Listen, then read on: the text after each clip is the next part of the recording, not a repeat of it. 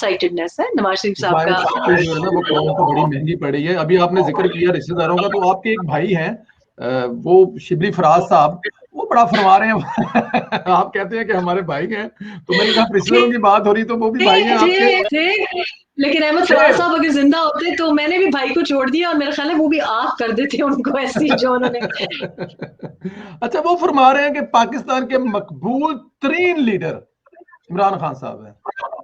अब किस पॉइंट देखिए ना, हो सकता है ना कि आप नंबर फर्स्ट आए हैं, ये ऊपर से भी आ सकते हैं और नीचे से भी नंबर 1 पे आ सकते हैं, तो इमरान खान साहब मकबूल हो सकते हैं, हो सकता है मतलब कि ऊपर से नहीं तो नीचे से नंबर मकबूल हो।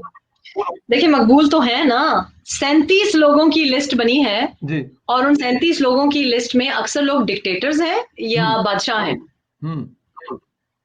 और जिनको ये क्रिटिसाइज करते हैं, जो मोदी जी को ये क्रिटिसाइज करते हैं, उनके साथ शाना बशाना खड़े हुए हमारे हीरो साहब दिखाई दिए हैं। जर्नलिस्ट विदाउट बॉर्डर्स में 37 लोगों को जब उन्होंने प्रेडेटर प्राइम मिनिस्टर, सोचे जरा, मतलब अल्फाज में मुझे वाकई शर्म आई, और दो सच है लेकिन मुझे शर्म आई, ये कोई फख्र का मकाम तो नहीं।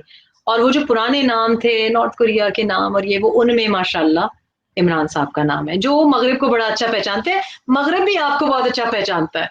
लेकिन अहमद फराज साहब हैं, वो देखें क्या करें, दोस्ती यारी में आपको पता है मर्द हजरात बहुत गलत काम कर जाते हैं अपने दोस्तों के लिए।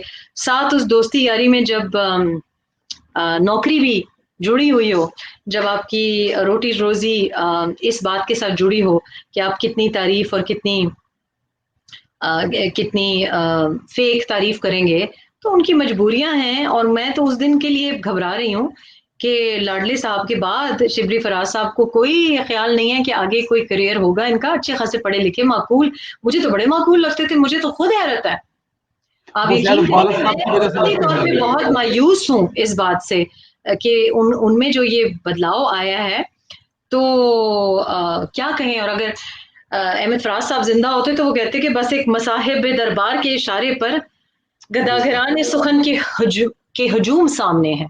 अरे क्या बात, बिल्कुल ठीक है। अच्छा जी, प्रोग्राम के बिल्कुल आखिर में, क्योंकि